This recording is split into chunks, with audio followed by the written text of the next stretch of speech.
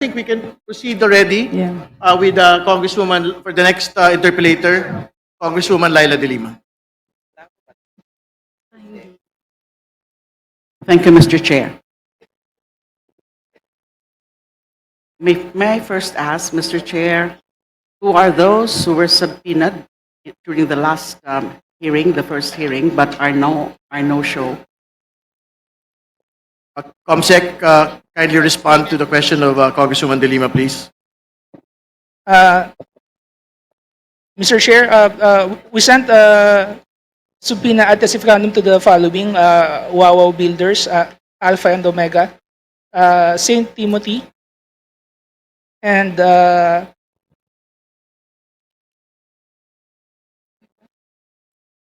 Top Notch Catalyst Builders and Sims Construction Trading. Yumir Villanueva of Top Notch Catalyst is here, and so is Sally N. Santos from Sims Construction Trading. Meanwhile, Mark Ryan Arevalo of Wawaw Builders sent a medical certificate from stating he has some medical condition.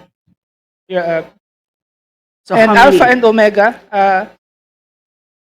So sent how many? a letter stating security risks. That's why she cannot attend today's hearing. We have two attendees, Your Honors. Okay. So how many did not appear today in spite of the Three, summons? Your Own. Three. Your Honors, of the five subpoenas sent, only two responded. Only two responded. But the rest, they have submitted letters. They sent letters, excuse letters. The reasons? Two excuse letters and three excuse letters, Your Honors. Okay, later I will be presenting an appropriate motion with respect to them, but I'd like to avail now of my questioning. I can see that Mr. Diskaya is here now, and may I know if Mrs. Diskaya is also around? Yes, Mr. Diskaya. Mr. Chair, may I know if Mr. Diskaya has taken his oath? Yes, he has taken his Okay, oath, thank Mr. you. Chair. Already. Mr. Chair, pwede lang pong mag-opening statement po. Okay. If the chair would allow it, so that we also know what exactly we can ask him. Because I do intend to question him. All right, Mr. Diskaya is permitted to make an opening statement. Mr. Chair, magandang umaga po sa inyo lahat. Ako po si Pacifico Diskaya, owner po ng St. Gerard Construction. Gusto ko lang, ang opening statement ko lang po ay gusto po lang pong linawin base po doon sa sworn statement ko po sa Senate po. Kasi marami pong tumatawag sa akin na kung ako po ba daw ay may direktang transaction kay Saldico at saka kay Speaker. Gusto ko pong linawin sa kanila na wala po akong direktang transaction. Hindi po ako nagkaroon ng anumang klaseng transaction sa kanila. Lahat lang po ng mga sinabi ko po para makumpleto po ang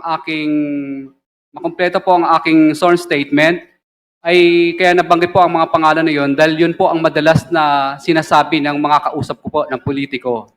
Na binabanggit nila na kailangan ibigay mo na kaagad yung obligasyon kasi pinakukuha na ni Saldico at saka ni Speaker.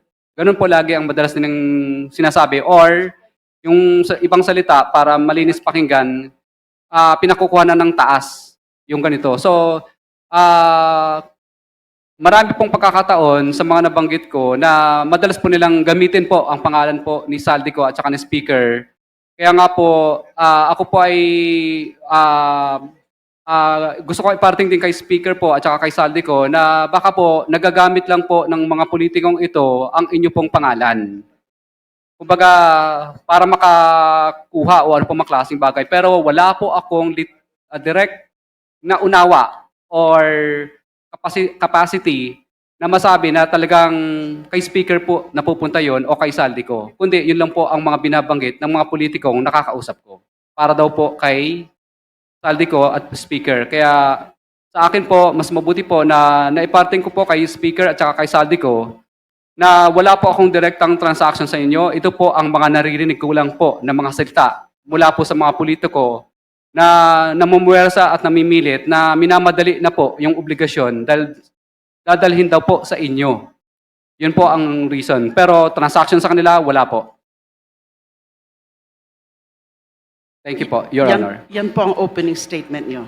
Yes po. Kasi yan po ang kadalasang tinatanong ng iba pong mga kaibigan lang din po. At yung kinaklarify nyo po kanina would pertain dun sa mga sinabi mo dito sa sinumpaang salaysay na sinabmit ninyo sa Senado. Yes Ito po po. yun. Ito po yun. Ito po ba yun? Opo, kasi lumalabas po na sinasabi nila na ako daw ay nakadirektang transaction ko si Speaker at saka si Saldico, which is wala naman po talaga. Ang nandito po na nakasulat sa akin pong salaysay ay naririnig ko po na madalas pong sinasabi at pinagyayabang ng politiko na ibibigay po sa kay Speaker daw o kay Saldico yung obligasyon na hinihingi nila. So ang clarify nyo lang po sa amin ngayon is yung sinasabi mong no personal knowledge o wala kang diretsong Access. transaction Yes po. or access. And Yes when you po. say access, physical access, personal access, nakausap, naka-meeting, nakausap sa telepono, in person. Yes po. Opo. Yun po ang kinaklarify nyo. Opo. At Pero yung iba mo yung sinabi dito, tungkol dun sa pagpangalan sa kanila. Kasi there are several.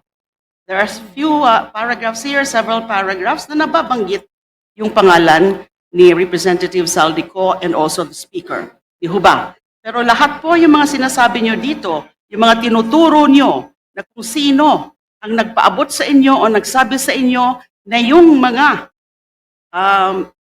mga ano na yon, mga komisyon na yon ay para sa kanila, totoo pa rin po ito. yes po, Your Honor. Okay. So meron ho ba kayong hiwalay na sinumpaang salaysay na balak nyong isubmit dito sa committee, Infracom ng House of Representatives? Kasi ito nga po ay sa Senado, correct? Na-submit nyo po ito. And it was part of your testimony before the Senate, correct? Yes po. And now you're here before us, personal appearance, and you took your oath earlier. Do you intend to execute a separate statement or sinumpaang salaysay? Or are you going to also adopt this sinumpaang salaysay as submitted to the Senate, which was executed September 6, nung Sabado lang po? Hindi po. Ito pa rin po ang sworn statement ko po. Meron ka pong sworn statement. Ito pa rin po, yung Ito ginamit pa ko po rin. sa Senate po. Okay. So ito pa rin ang gagamitin natin para itanungin kayo. Opo. At inuulit, gusto ko pong ipaulit sa inyo na nanunumpa kayo o sumumpa kayo para isiwalat ang katotohanan, ang buong katotohanan. The truth, but not the whole truth, but nothing but the truth. Opo, Your Honor. Naintindihan niyo po yon, Opo, Your Honor. whole truth. Opo, Your Honor. Kaya ko po tinatanong yan kasi dito nga po sa sinumpaang salaysay ninyo, mag-asawa. By the way, nasaan po si Mrs. Diskaya? Ngayon po, nagpapalpitate po yung puso niya at saka bumagsak po yung insulin niya dahil sa nangyayari po. Dahil siyempre po, nag-aalala po siya sa kanyang buhay. Plus, inaalagaan po niya yung apat po naming anak kasi yung apat po naming anak is suffering for, ano din po? So nasa ADHD. bahay lang po siya o nasa Opo. ospital? Sa bahay po. Meron ho ba kayong medical certificate to show us na ganun nga ang kanyang kalagayan? Wala po pang mapapakita pero may pinadala po ang misis ko na ano po, letter po dito. Okay. Kaya ko po in-emphasize yung the whole truth, but nothing but the truth. Kasi ho, hindi maiwasan ang obserbasyon. Ito ay nakita ko po kaagad at sigurado po ako, marami rin pong nakakita na specifically number 20 or paragraph 20, kung saan pinangalanan ninyo yung mga miyembro ng House of Representatives na allegedly ay yung mga sangkot dyan sa mga bayaran na yan, dyan sa mga komisyon na yan, dyan sa transaksyon na yan. But paragraph 20 says, ilan sa kanila ay sina. Ilan sa kanila So, ibig sabihin, partial lang po ito. Hindi po ito kompleto. Yes or no? Yes, Your Honor. Hindi kompleto. Pakisabi nga po, hindi po ito kompleto. Yes, Your Honor. Hindi kompleto. Meron pa. Meron pa po. Pag sinabi mong hindi kompleto, ilan sa kanila? Meron pa. Ang gusto ko pong tanungin sa inyo, pwede ho bang bigyan nyo na po kami ng kompleto na listahan? Kasi sa pagkakasabi nyo ilan sa kanila ay sina, alam nyo exactly kung ano pa o sino pa yung mga ibang sangkot na members of the House of Representatives. And nagtataka rin po ako at gusto ko rin pong itanong sa inyo, yun po bang mga hindi nyo pa mga pinangalanan dito, mga miyembro pa rin ng House of Representatives o miyembro na ng Senado? Your Honor, I invoke po muna my rights po. Ano po sabi nyo? I invoke po muna my rights po. Rights? Exactly what right? Yung hindi pa po ako sigurado po sa mga dokumento po ng iba pong pwedeng mabanggit. Hindi ko po maintindihan kung anong klaseng right sa batas ang ini-invoke ninyo. Yes, ang mga umaapil po sa atin, and by the way, with respect to that, Mr. Chair, may I just clarify? How do we call these persons or these individuals summoned or invited to appear before us? Are they guests? Are they resource persons? Or are they witnesses? Because the rules say they are supposed to be witnesses.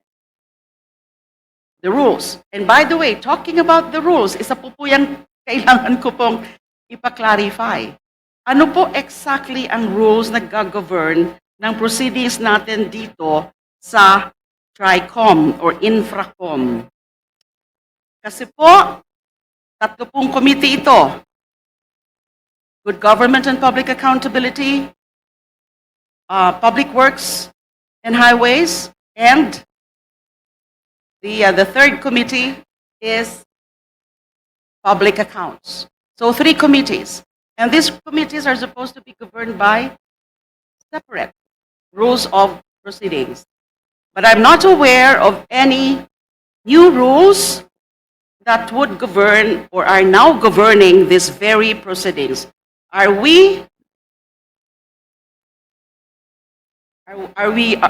being governed by the general rules with respect to rules of governing inquiries in aid of legislation, or the rules of procedure, or these are the general rules of procedure governing inquiries in aid of legislation? Just clarificatory, Mr. Chair.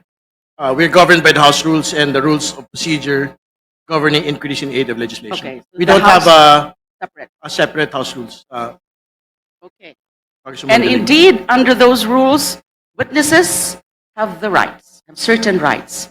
Pero po yung binabanggit niyo po ngayon, di ako po sigurado kung ano pong right. What specific right do you have that you are now invoking? You are not invoking right against self-incrimination, right? Your Honor, kung okay lang po ba, nasa executive session ko na lang po sasabihin para sa kaligtasan din po ng pamilya ko at ako. Hindi po ako papayag nun.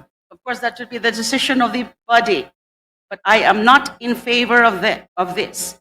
Kasi, kung kayang-kaya niyo po na pangalanan ang ilan ng mga members of the House of Representatives at nababanggit niyo rin nga po yung pangalan nila Speaker and Representative Saldico doon sa Senado. That was not in executive session. That was in open and public proceedings. I do not get it. I do not understand kung bakit all of a sudden you will be asking for an executive session dito po sa harap ng miyembro ng committee ng House of Representatives. That is quite unfair and I don't think that is sanctioned by the rules. Bakit po? Your Honor, okay lang po ba Do I take it na gusto mo pa rin magbanggit ng mga pangalan? Hindi po, Your Honor. Wala po. So bakit po kayo Bakit po kayo humihingi ng executive session? Is it a matter of national security? I don't think so. The chair would like to interject. Ano po yung hinihingi, Mr. Diskaya po na assurance, yung protection po ng komite? Kanina po kay Mr. Hernandez, yan din po yung kanya pong hinihingi, no? Mula sa amin. Yun din po yung igagawad po ng komite sa inyo at kay Mrs. Diskaya pagpunta po niya rito. Dahil siyempre naunawaan po namin yung bigat ng inyo pong mga testimonya, malalaking tao ang atin pong pinag-uusapan dito. So kung if it is an assurance of safety, if it is an assurance of security, the committee is prepared to grant it to both of you. Mr. Chair, perhaps Mr. Diskaya may be allowed to consult briefly his lawyer so that the lawyer can enlighten him kung ano talaga ang pwedeng under executive session. Correct? I'm sure the lawyer would know kung saan ka pwede mag-invoke ng executive session. At yung tanong ko po kanina, meron pa ba na mga ibang pangalan kayong babanggitin na wala sa sworn statement? So I so move, Yes. Mr. Chair, to allow the witness to confer with counsel. Yes, Congresswoman De Lima, Mr. Diskaya can confer momentarily with his counsel, please. Meeting suspended. Mr. Chair, may isang tanong lang. Meeting is resumed. Mr. Diskaya can reply, please. Your Honor, pasensya na po kayo sa hinihingi kong invoke, pero wala na po akong babanggitin po. Opo, pwede na pong ituloy. Wala nang babanggitin. Yes po, hindi ko po ine-exercise yung invoke of the rights kasi wala na po akong idadagdag dito. Sinabi niyo po kanina, Hindi po. Hindi ko lang po naintindihan masyado kasi po, actually po, first time ko pong makaranas ng ganitong klase ng mga bagay maliban po sa kahapon na Senate. paano niyo po ma-explain na nakalagay dito sa sinumpaang salaysay ninyo, paragraph 20, ilan sa kanila? Hindi ho ba dapat ang linagay dito kung wala na po itong mga dagdag? Ang mga ito ay sina or something to that effect. Pero malinaw na malinaw yung pagkakasabi mo ng ilan sa kanila. At hindi lang po sa paragraph 20. Ganon din po sa paragraph 29. Nung sinabi mo sa ilang pagkakataon ng mga politiko na personal na inaabutan ng halaga ayon sa hinihingi nilang porsyento mula sa proyekto. Ang pagbabayad na ito ay hindi namin kagustuhan kundi isang hakbang na ginawa namin dahil sa matinding panggigipit. Ilan sa kanila ay sina?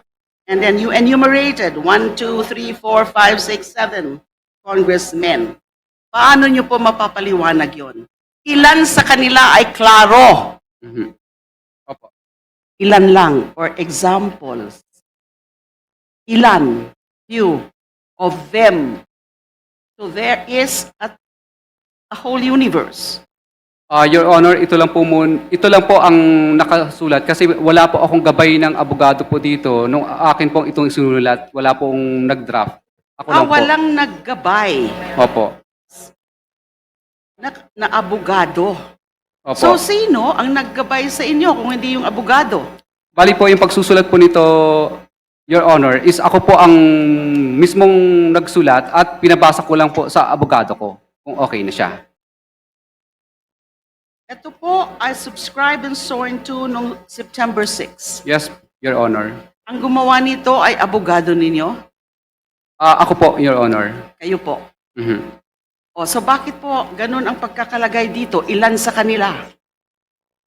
So Sabado nyo ito in-execute. Yes, Your Honor. Prinisent ninyo kahapon sa hearing ng Senado. Yes, Your Honor. So ito ay sarili mong gawa Yes, Your Honor. na pina-formalize mo na lang sa abogado mo. Yes, Your Honor. Sino po yung abogado nyo? Si ano po, si Attorney Subido po. Attorney Subido. At ito ang prinisenta nyo sa Senado. At wala, Yes po. wala na kayong idadagdag o babaguhin dito. Kasi hindi ko po maintindihan yun. Wala na po. Wala na po. Ilan sa kanila? Ano pong ibig sabihin nun? Ilan sa kanila? Explain to us, please. Hindi po malinaw. Ang ibig po sa akin, kasi may pagka-Bisaya po ako, hindi po masyadong klaro sa akin ilan sa kanila. Ibig sabihin po, parang ito po ang mga binabanggit ko. Ito lang ang alam mo? Yes, Your Honor. Wala ka nang idadagdag. Wala na yun. Member of the House of Representatives o kaya ng Senado. You are under oath. Your Honor, I don't believe na ganun nga na ito ay kumpleto na kasi nga yung ilan sa kanila. Your Honor, okay lang po ba? Tangingin ko lang po yung legal counsel ko.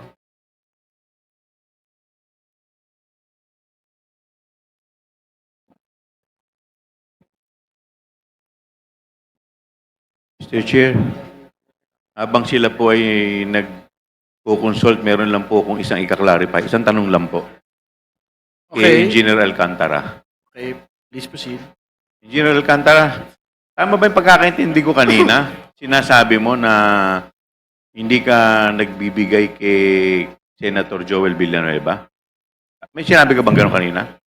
Opo, wala po akong dinideliver. Yun po kasi ang pagkakasabi ni Kaya nga, Prince. wala kang dinideliver Yes kay po. Senator Jinggoy. Wala po, Your Honor. So, tinatanggi mo yun sa dalawa. Yes po, Your So, Honor. tama yung pagkakarinig ko kanina na sinabi mo? Yes po, Your Honor. Yun lang. Pero ano connection nyo ni Senator Jinggoy Estrada?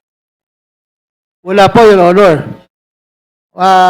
Hindi ko po siya kaibigan o hindi po ako nakakalapit sa kanya, hindi po ako nakakapunta po sa kanya. Wala Your po Honor. kayong pagkakaibigan sa mga Estrada. Wala po, Your Honor. Maliban po, ako yung naging empleyado lang po sa City Hall, pero Yun na nga. trabaho lang po, Your Honor. Trabaho lang po. Sino mga kasama doon?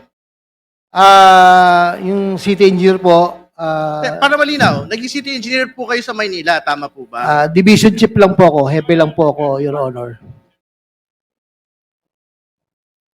Sino yung city engineer nun? City engineer Roberto Bernardo po. Yan yung undersecretary na binabanggit po ng lahat ng mga tao rito, hindi ba? Yes, Your Honor. So hindi ba kayo magkakasama sa isang sindikato? Hindi po, Your Honor. Wala po. Magkasama kayo sa Maynila, magkasama kayo sa DPWH. Tapos tinatanggi mo ngayon na wala kayong connection kay Jinggoy Estrada, Senador Jinggoy Estrada. Paano naman nangyari? Tingin nyo maniniwala yung mga taong bayan? Wala po akong personal na connection po kay Senator Jinggoy, Your Honor. Ibig mo sabihin, nung panahon na yon, sino bang mayor noon? Tatay niya, hindi ba? Yes, Your Honor.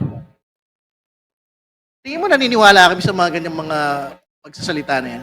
Your Honor, kami pong mga division chief po ay wala po kaming direct access kay Mayor Era po nung mga panahon po na yun, Your Honor. Pero ang malinaw, magkasama kayo ni Engineer Bernardo Yes, Your sa Honor. City Hall. Yes, Your Honor. Magkasama rin kayo sa DPWH Yes, Your ni Honor. Undersecretary Bernardo. Tama po ba?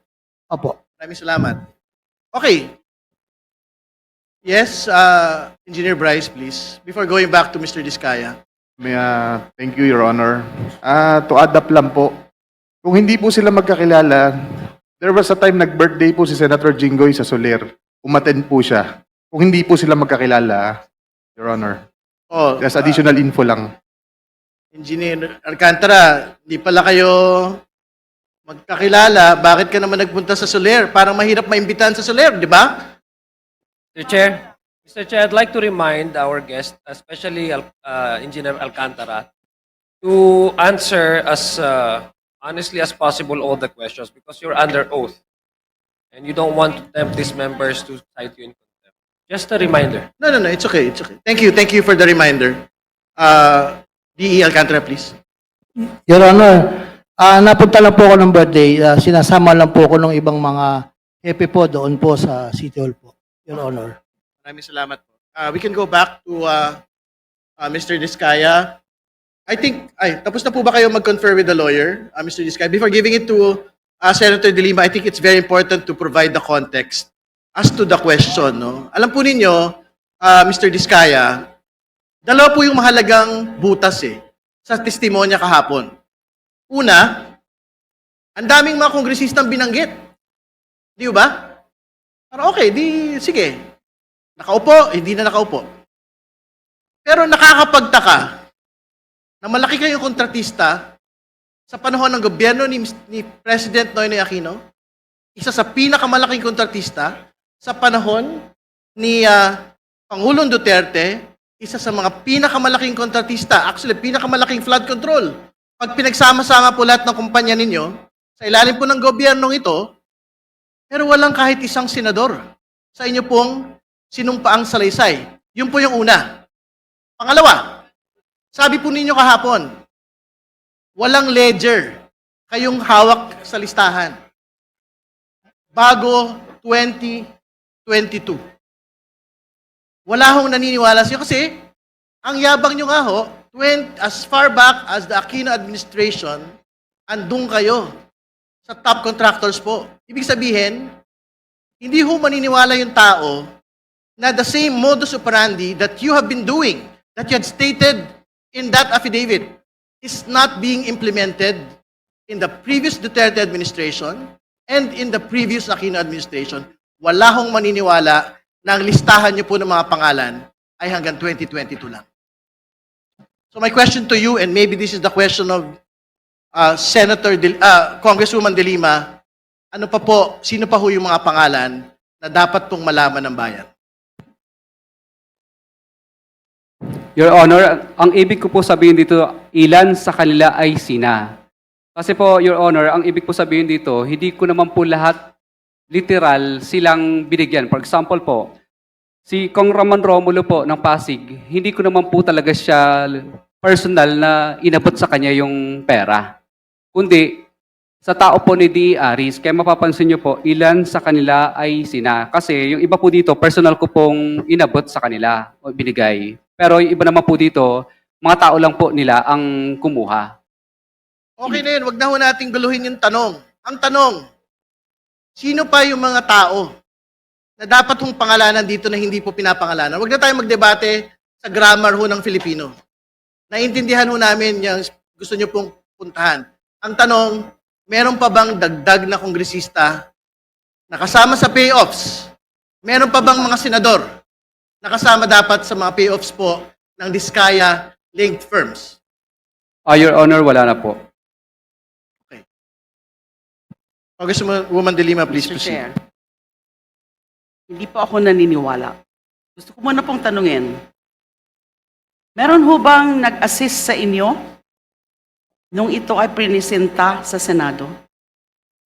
Your Honor, wala po talaga dahil ako po talaga ang nagsulat nito based on my personal knowledge po talaga at experience.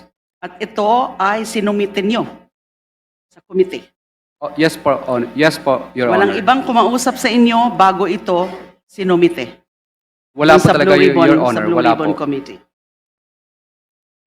Ang pinagtataka ko lang po, kanina nadinig ho natin lahat, you were asking for an executive session.